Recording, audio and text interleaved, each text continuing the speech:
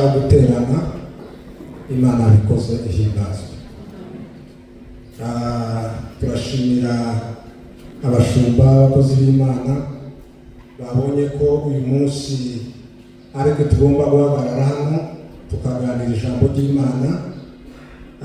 Imana baduheye umugisha kandi duciye bugufi bwanyu turubaha Imana mukorera.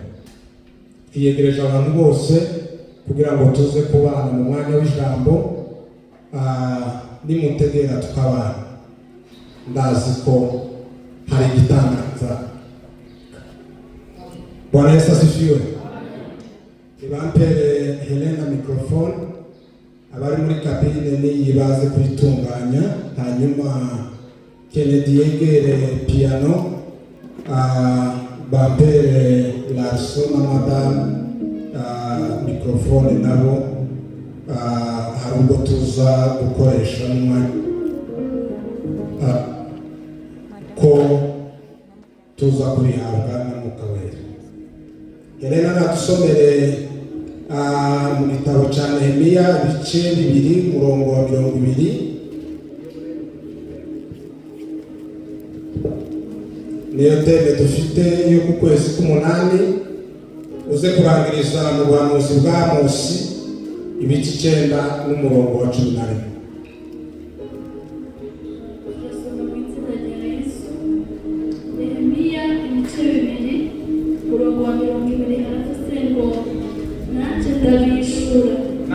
Ndabishura Imana yo mu ijuru n'izotuma bikunda. Nico gituma twebwe abasabyi bayo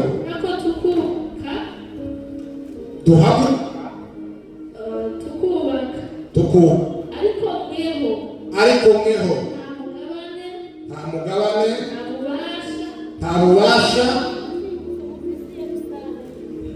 mufite Yerusalemu. Nta n'icibutso mufite Yerusalemu. Amen. Ubuhanuzi bwa 9 no ku murongo wa 11.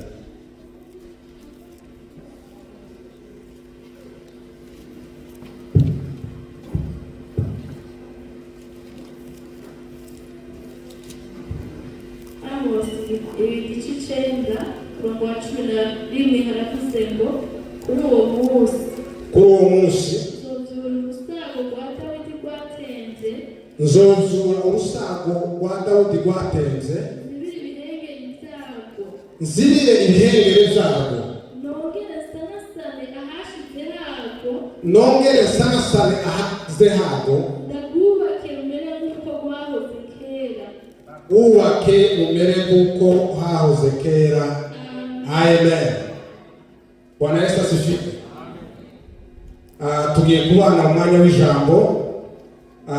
Ndasaba kugira ngo dukurikirane kandi nimwizera ibyo iri jambo rivuze.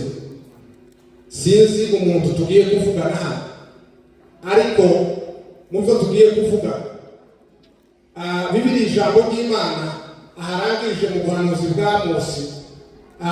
Ikirundi ko cyavuze ngasa nk'utatumvishe cyane, ariko Bibiri ijambo ry'Imana riravuga ngo nzongera negure ihema ryawe ryaguye, kandi ngo zica ibyuho zaryo byose, ngo zasana hasenyutse, ndetse ngo nzaryubaka ngo ribe ryiza nk'uko ryose.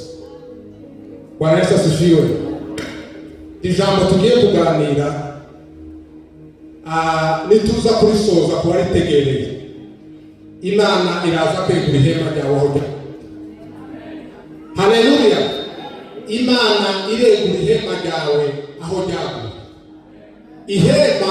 Ihema n'ubuzima bwawe, ubuzima bw'umwuka, ubuzima busanzwe, sante yawe, ubuzima bwa finance, ubuzima bw'umuryango. Badufashe abari muri kabine tekinike zo ndumva bisa nkaho bitameze neza.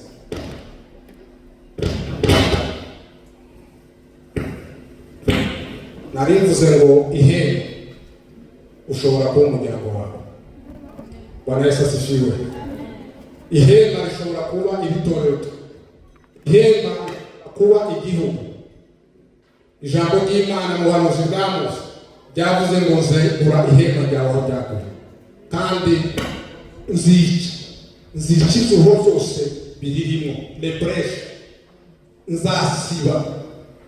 Lepreshe ni faye, ni weakness, ni ahantu hatoya ushobora kuba wowe nyirizo utazi, ariko umwanzi Satani ashobora kunyuramo akakunguruka, espionner, gatwara les données kugira ngo agire icyo akora, ariko Imana yavuze ngo nawe uzahasiba.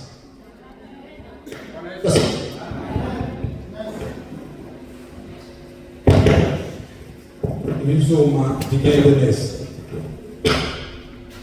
Bwana Yesu asifiwe. Ngo nzongera disana aho ryasanze, kandi ngo nzaryubaka ngo ribe ryiza. Nukurikira kandi ukizera, ndakubwira ngo muri uku kwezi k'umunani uzavuga amakuru kw'Imana yeguye ihema ryawe ryari ryaraguye, kandi yica izuho byose byari birimo, ndetse isa naho ryari ryarasenyutse, ariko ikirere iraryubaka riba ryiza kurenza uko byari bimeze. Bwana Yesu asifiwe. Aza bafata inyigisho. Ikintu cya mbere tugiye kuganiraho, turavuga kuri Nehemiya, tuvuga ubuzima bwiwe. Niturangiza mbabwire senteze y'iki gitabo, ibice bigize kino gitabo cya Nehemiya. Icya gatatu mbabwire intambara yahuye nazo aha yaza gusa mu murimo w'Imana habamo intambara, kandi nubwo muzi gukora ikintu kitagira intambara, icyo uzomenye ko sinzi, ariko ikintu gikomeye, ikintu cyiza cyose kigira intambara. Umurimo w'Imana ibyo mubamo byose hari intambara. Bwana Yesu asifiwe. Kandi Satani azagwanya ibikorwa Imana yemeye, Imana yahisemo, ariko Satani agahaguruka kubigwanya. Hanyuma rero turaza kuvugana ibintu birindwi wakora kugira ngo nawe uhagarare ube nka Nehemiya. Icyanyuma turaba dusoje, turaje muri conclusion. Bwana Yesu asifiwe. Nehemiya ni izina risobanura ngo Imana ihojeje, Dieu console, Dieu a consolé, Imana ihojeje.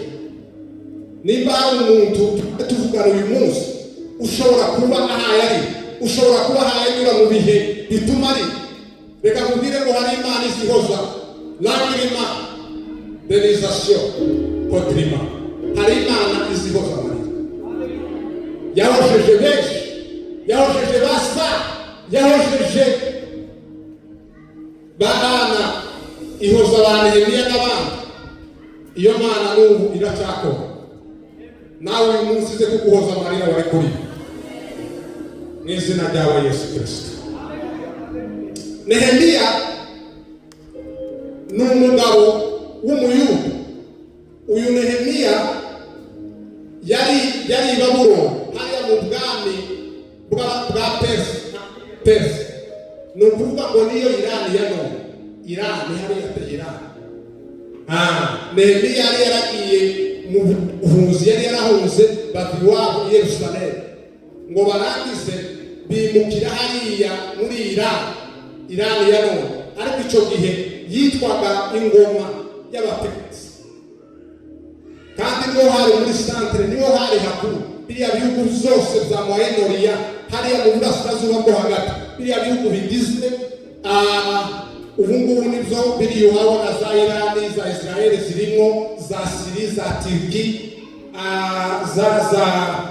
za Sijordani, za Misiri. Biriya bihugu byinshi nibyo byari bigize ingoma y'Abaperesi. Ingoma yari ikomeye cyane muri icyo gihe. Nehemiya niho yari. Nehemiya niho wanditse iki gitabo, yacyanditse mu myaka 500 mbere y'uko Yesu Kristo avuka.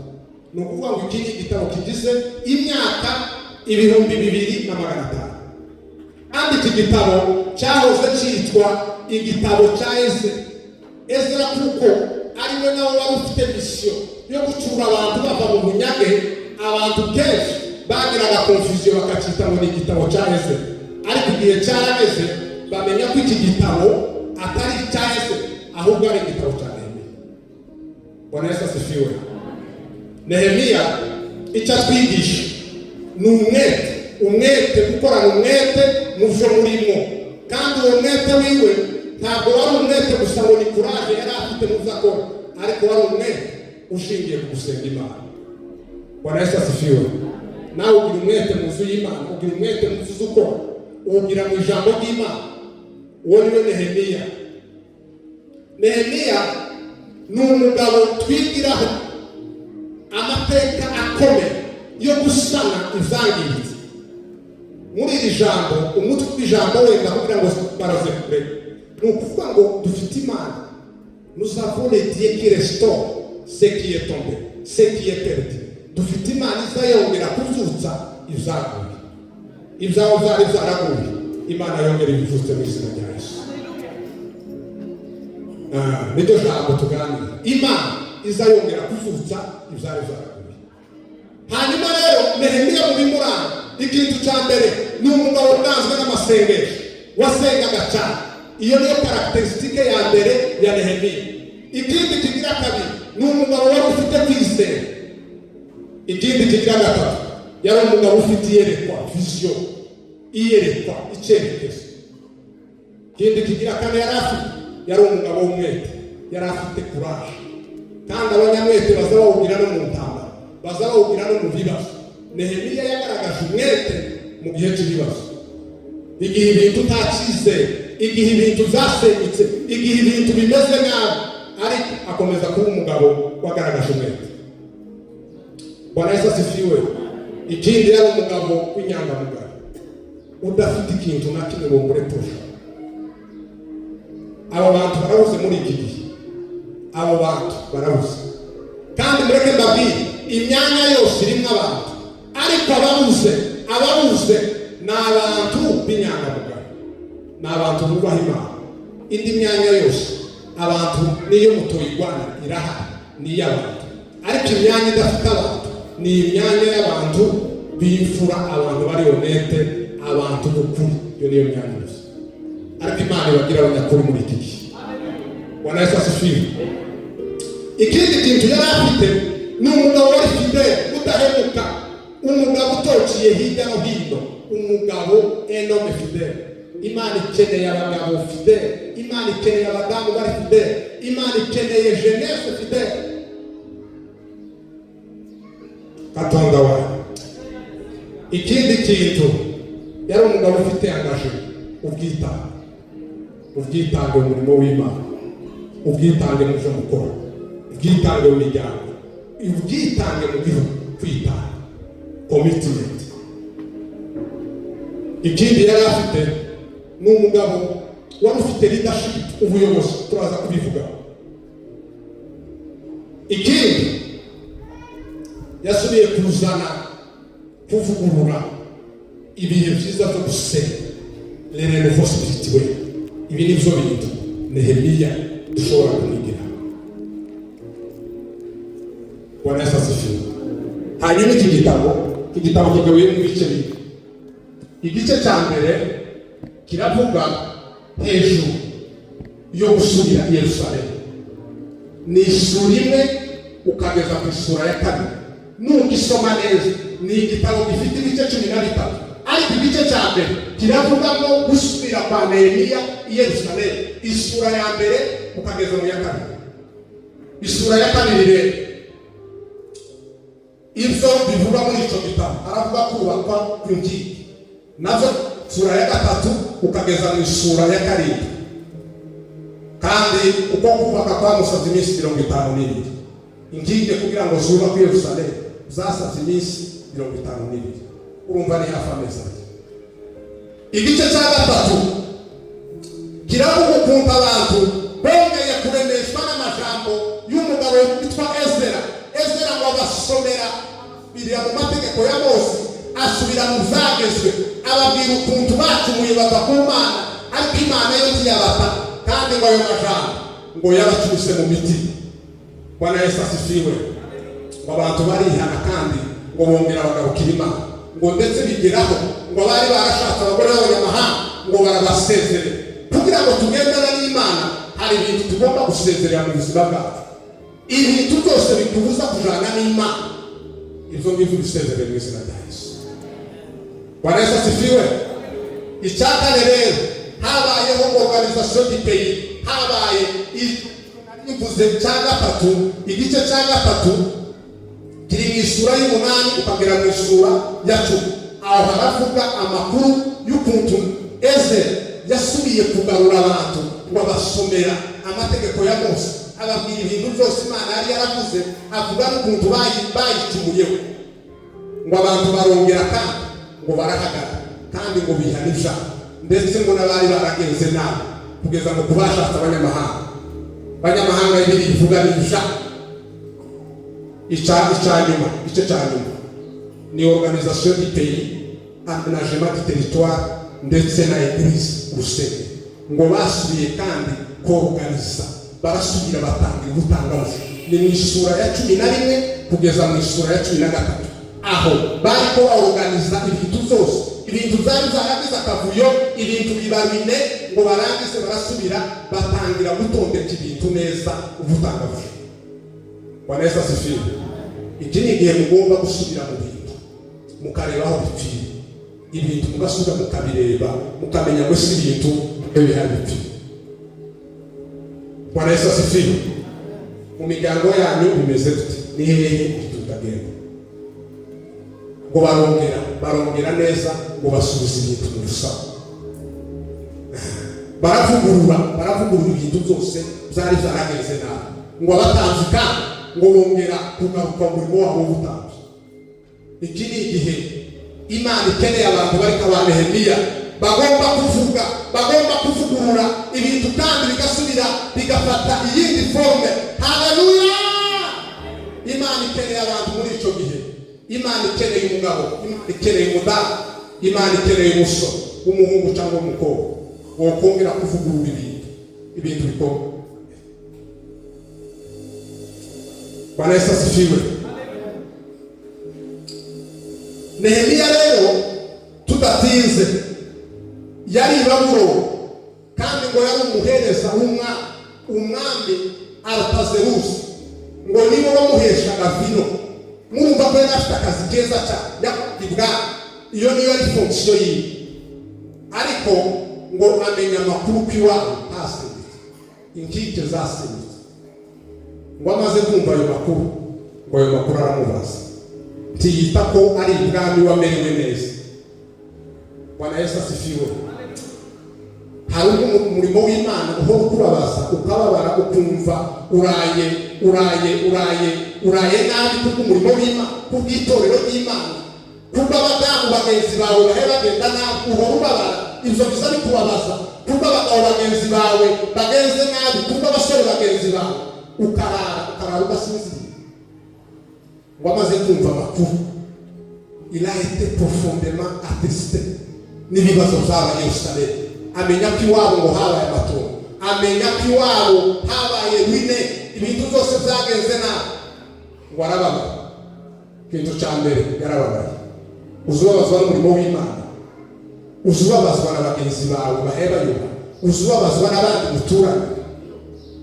Ariko Mana we, Imana ibaha umutwaro ku babihebeye, umutwaro ku miryango yawe, umutwaro ku itorero, umutwaro ku bihugu.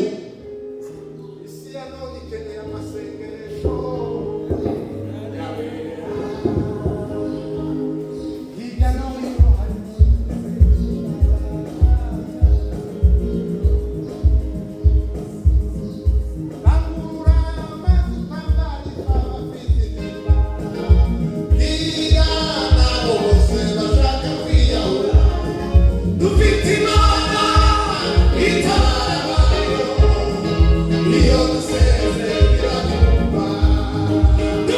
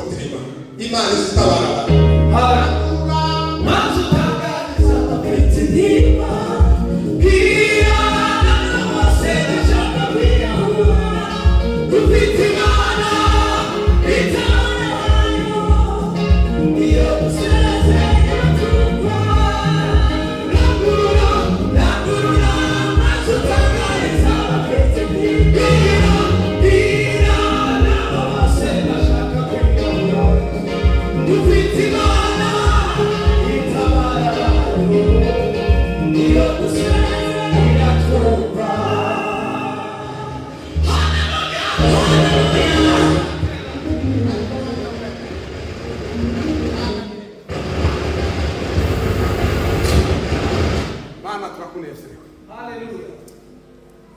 Turakuneza. Ibyuma.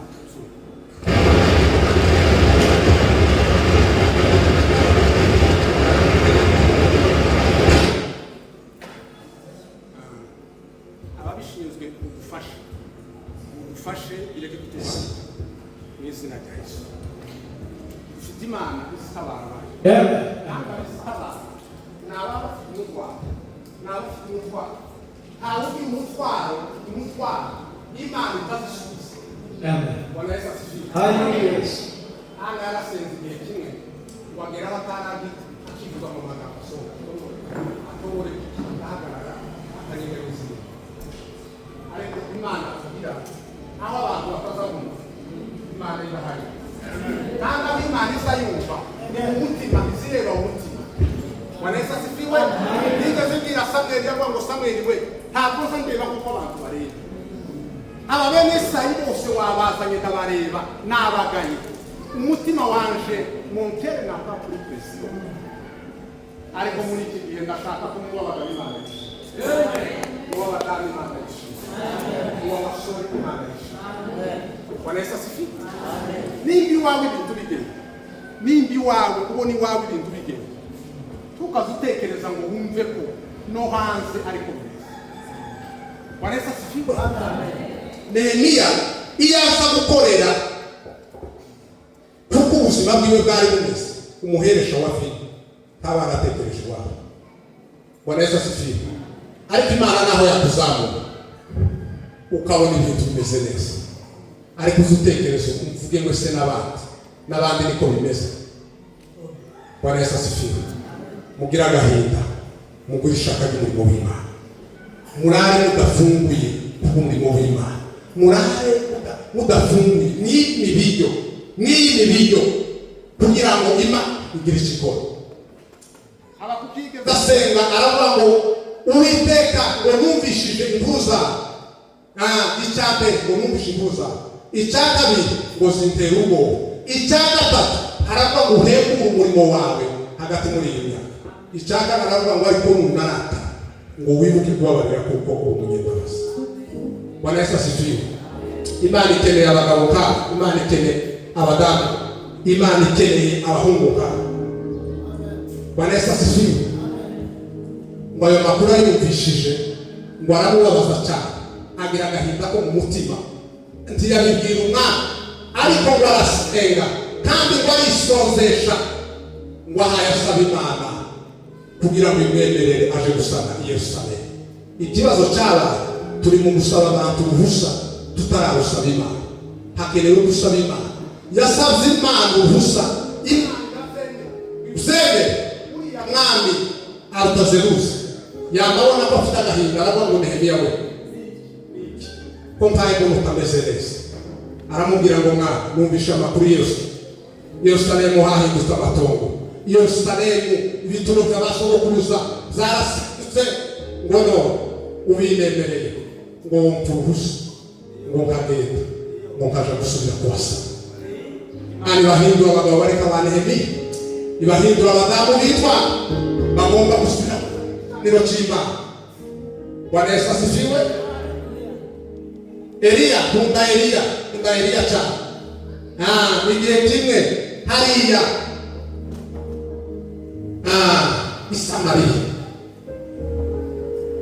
ngo bari baragize ibibazo. Umwami Ahabu ngo yari yarashatse Yezebeli y'amahangakazi, babandi Bibiliya yavuze ngo bagomba kwiruka. Hari abantu bagomba kwiruka. Sinze ngo mwirukane abadamu banyu, sinze ngo mwirukane abagabo banyu, ariko muzamwirukana igiteko kibakoresha kibabamo. Imana z'abanyamahanga muzisenge. Bwana Yesu asifiwe. Kutubaha Imana mu mugabo wawe cyangwa umudamu wawe cyangwa mu bana bawe, uzusenga ubwira Imana ngo iki.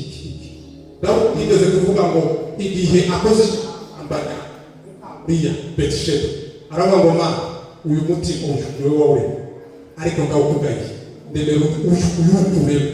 Haleluya. Aravuga ngo tunkure umwuka wawe, aravuga ngo uyu mutima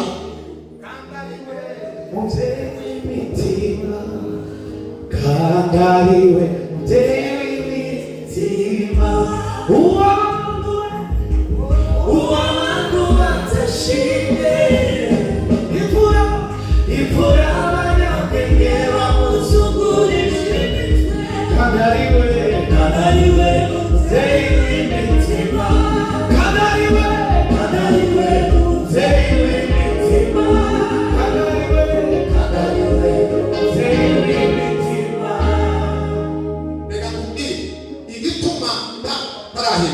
cyangwa umugabo wawe atarahinduka cyangwa nuko utaragira ndaki ariko umunsi wabikoze yawabona abantu bose bayobotse imana Zakaya nashe igitondo kimwe aza yamabwira ngo ndi Eliya umugaragu w'Imana ngo ndategetse muri iki gihugu cya Isirayeli ngo ntambura izagwa n'ikime imyaka 3 n'amezi 6. Abantu barapfa. Umudamu w'ibyakugoye ukamugendera ukazamuka ku musozi cyangwa umugabo yarakugoye ukaja ku musozi umwana ni barakugoye uzozamuka gusenga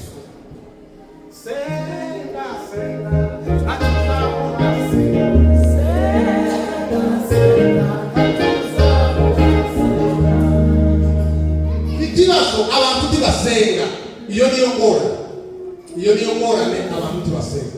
Nehemiya wariyiriza ngo arangize umwami aramubwira ngo genda uhaye uruhusa.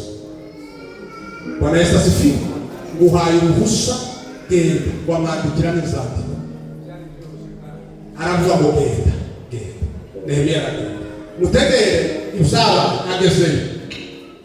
Yahuye n'intambara ya mbere yabise ngo baramusetse.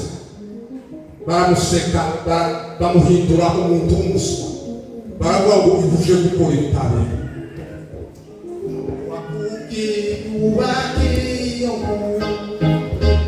urakuri tupapa rwose barutuye musozi kandi n'amazaba ibyo ukora biraturera barutuye musozi kandi n'amazaba ibyo ukora biraturera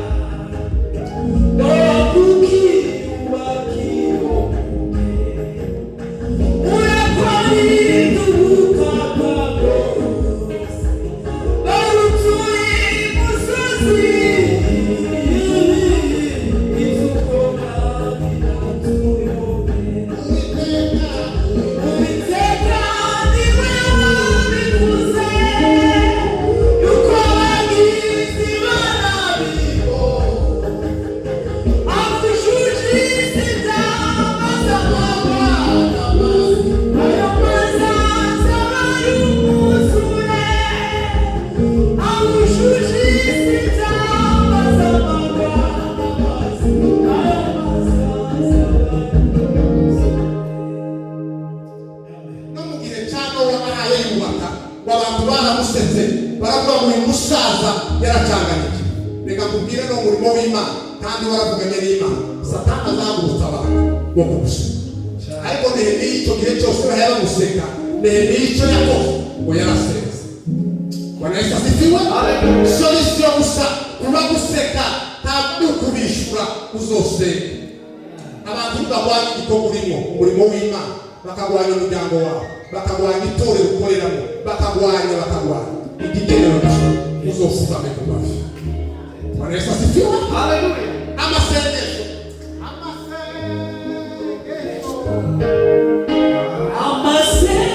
Amasengesho ya mbere ashobora guhindura imigambi y'abantu be akura w'imisozi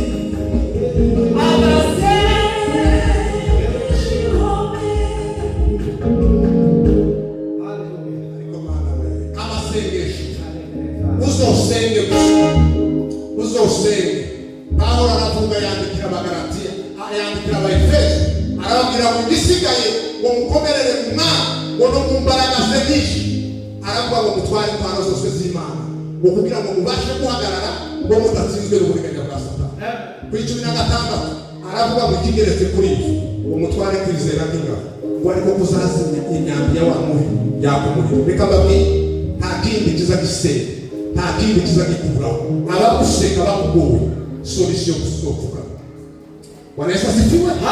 Icyangabiri ngo bamuzanye w'iterabwoba ngo bamubwira ko bazamurwanya, ariko solution nayo nusoma amakuru neza ngo yakomeje kwizera.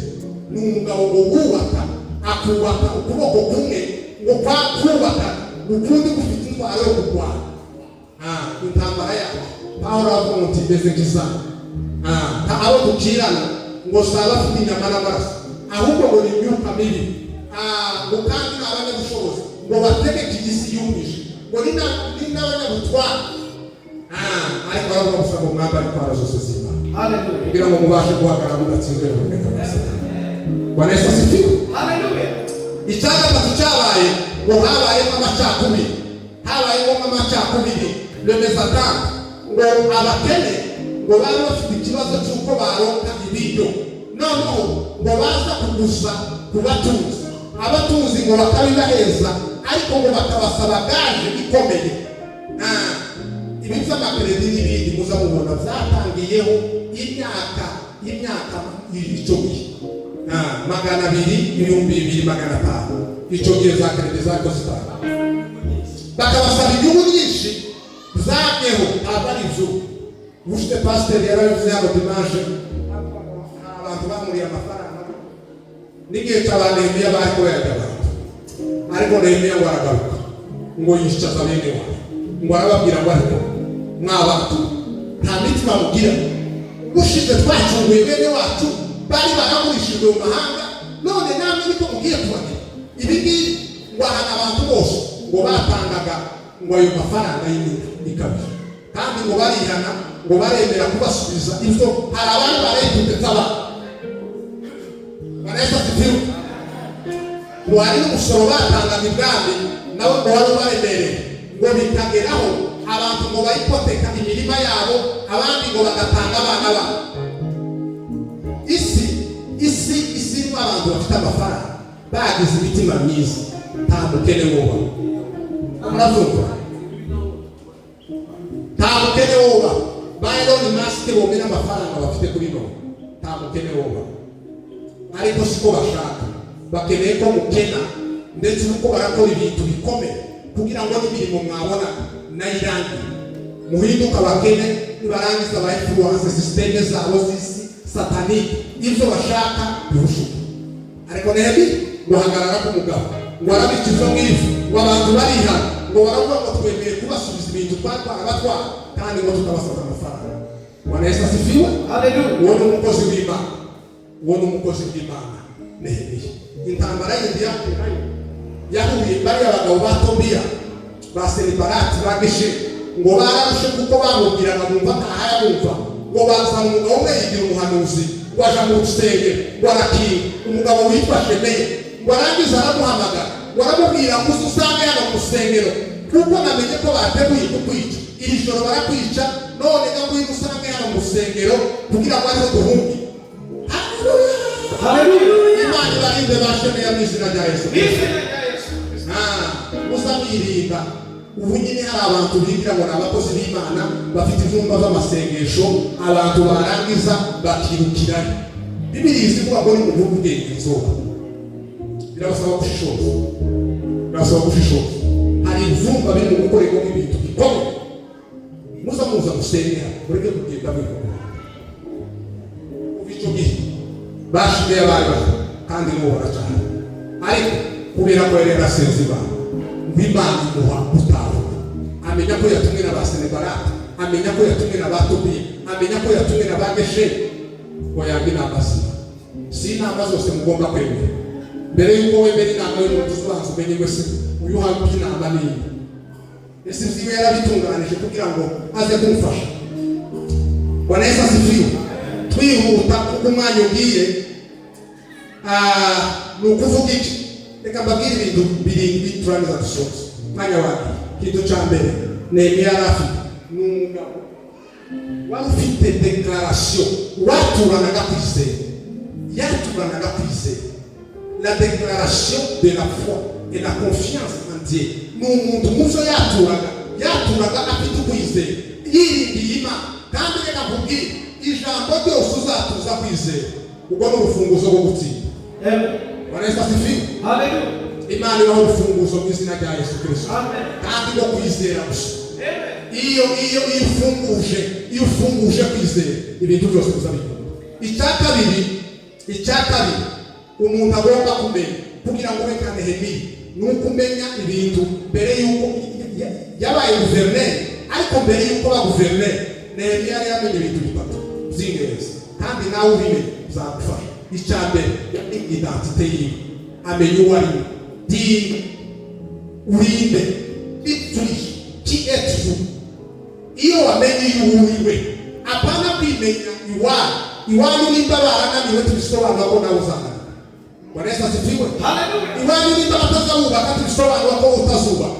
Iwanyu nimba bazabakenyuka tubisobanuye ko nawe uzokenyuka. Imenye kuko Imana aguhamagaye. Imenye Imana aguhamagaye niyo kwizerwa no kwiyumva. Kandi zihindura ibihe ngo nizireba mu nda y'ingumba wikabona bishanga rikomeye. Abandi bahera bavuga ngo tubishoboka. Wanaweza sifiwe. Haleluya. Iyo utamenye icyo urico uzukorera mu mbaraga zitari zawe. Abantu kibagoye ko batazi identite yawe, kibaza aho bari. Icya kabiri yari afite vision, iyerekwa iyugana. Icya gatatu yari afite rero yari yaramenye ni mission, ni igikorwa, la mission. Ni ukuvuga ngo mbere y'uko aba guverineri yabanjije kumenya identite yiwe, amenya vision ngo arangize akomplisa ijya mission. Ni ukuvuga ngo iyo wimenye biguha kugira ngo ugire icyerekezo cyiza cyiyungana warangiza mission. Rero ibikorwa bizabituma ugera kuri yawe. Hanyuma rero iyo umuntu afite identite izira vision azaba muri confusion. Mumtumvereze ukagira identite ukimenya uriwe ariko utagira utura muri confusion, uzuba mu gucakara. Warimenye ariko tubamenya iyungana, uzuba mu gucakara. Icya kabiri iyo umuntu afite vision ariko itagira mission azaba muco bita donke muri vision. Ni ukuvuga ngo ufite vision ariko kandi nta mission, ufite iyerekwa ridafite ibikorwa. Icyo gihe umuntu azaba muco bita illusion. Ama-illusion ni ukubona ibintu bitari byo, cyangwa ni ukumva ibitari byo. Icya nyuma rero iyo wamaze kumenya, iyo umuntu yatahuye akamenya mission ye ariko adafite identite, azaba muri frustration. Uri muri frustration ni ukuvuga ngo ukora ibintu bitakunejeje, ugakora ibintu ari kubabaye. Imana ibahe kumenya identite yawe. Imana ibahe kumenya iyerekwa ryanyu la vision. Imana ibahe kumenya ibikorwa byawe. Icya gatatu yari afite ni courage muri opposition. Nubwo hariho ibibazo bibiri, Nehemiya icyo yari yaramenye neza, yari yaramenye ko ibibazo byo kumuca intege n'ibindi ntacyo byamutwara. Icya gatanu autorité spirituelle na volonté de Dieu. Kumenya ko igikorwa ufite si icyawe. Igikorwa si icyawe, igikorwa ni icy'Imana. Kandi nimba icyo uhaye ko kiri mu bushake bw'Imana, ni ukuri we gutinya ibyo ubona. Wanaweza sifiwe. Haleluya. Ikindi gikurikiraho turashoje kuko umwanya urabiye. Nishaka reka ndeke ibyo bita. Yari umulideri, umulideri rero ni umuntu n'umuyobozi uyobora abandi. Abize leadership habamo ibice bine byo kuyobora abantu. Leadership ya mbere niyo bita autorité. Ni umuntu utwara ari gutwaza abantu igitugu. Abo balideri babaho. Yiwe ndiyovuga ngo wafiyani biki azababwira ngo nategetse navuze mukende. Uwo ni umulideri. Haka umulideri wa kabiri ni umudemokrate. Leadership democrate. Ni umuntu uzawumva ibyo abandi nabo bavuga bakamuhina agategera kumva akavuga ngo yina. Wanaweza sifiwe. No mungo zanyu basabe musa mumenye ukamenya ngo notegera mugenzi wanje yompina. Wanaweza sifiwe. Haleluya. Icya gatatu hari ikindi bita ngo ni leadership lesefe nisimba bibazo mu kubyihorera ibiti n'imbere abo babaho. Icyakane hariho ikintu bashima leadership situationnel, ni ukuvuga ngo iyiza yiyadapta ku kibazo icyo ari cyo cyose, chaque situation ikiyadapta kandi iyo ni ikenewe. Ariko izo ni leadership z'abantu bisi, ariko mureke babwiye leadership, kuyobora urugo, kuyobora itorero, kuyobora imiryango, kuyobora akazi, mukayoboresha umwuka w'Imana. Haleluya. Iyo muyoboye mufite umwuka w'Imana, muyobowe n'Imana, Bwana Yesu asifiwe. Haleluya. Ibintu byose biza bigenda neza. Bwana Yesu asifiwe. Haleluya. Umwanya waje urarangiye, sinkeneye kuwurenza. Mu gusoza reka mbabwire ngo muri uku kwezi k'umunani kubaza kubyizeye ndaguhanuriye ntagaze ijambo ry'Imana hano ahangaha turayabasaba. Uku kwezi k'umunani Imana yongereye mu ihema ryawe ryako. Haleluya. Imana yongere ibituwo byose cyane muri iryo hema. Icyaga gatatu kurisane, icyaga kane rizahinduke byiza. Haleluya. Haleluya. Tuzavuga amakuru ko Imana yeguye ihema ryawe ryarabo. Icya kabiri Imana yishe ituwo zayo. Icya gatatu Imana yasanyeho ryarasenye. Icya kane Imana yarigize byiza kurenza ibindi bihe. Mu kwezi k'umunani muzavuga amakuru ko Imana ihema ryayo yarigarutseho. Amen.